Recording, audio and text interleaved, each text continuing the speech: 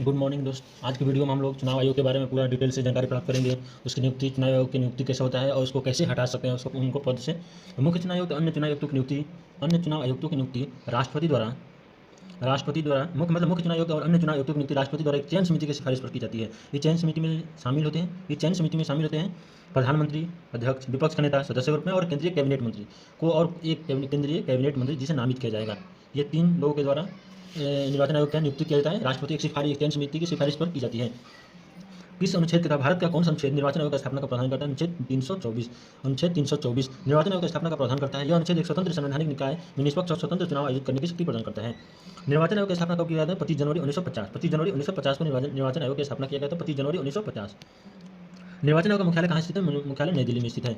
भारत के मुख्य निर्वाचन आयुक्त को हटाने की प्रक्रिया, सर्वोच्च न्यायालय के न्यायाधीश को हटाने की प्रक्रिया समान है। मतलब चीफ इलेक्शन कमीशन और सीजीआई न्यायाधीश को हटाने की प्रक्रिया एक समान है। यह प्रक्रिया निम्नलिखित चरणों में पूरी होती है। निम्नलिखित चरणों में होती है आरोप लगाना। संसद के दोनों सदनों में लोकसभा सदस्यों द्वारा दुर्व्यवहार या अक्षमता का आरोप लगाते हुए एक प्रस्ताव प्रस्तुत किया जा सकता है।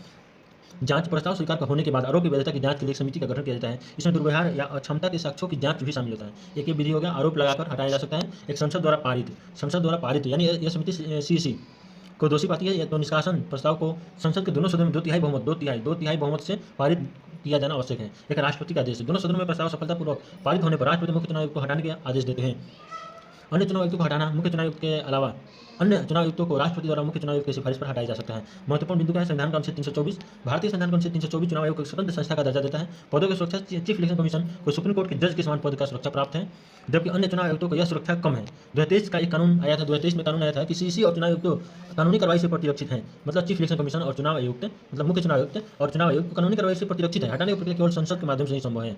पहले ऐसे था प्रोसेस, और 2023 में कानून आया, उसमें बताया गया कि चुनाव आयुक्त कानूनी कार्रवाई उन पर नहीं हो सकती है। हटाने की प्रक्रिया केवल संसद के माध्यम से ही संभव है। केवल संसद के माध्यम से ही संभव है।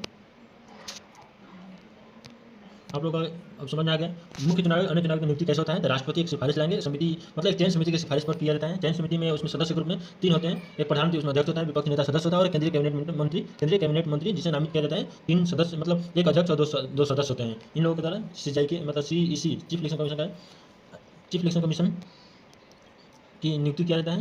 भारत के किस अनुच्छेद के तहत? अनुच्छेद 324 के तहत।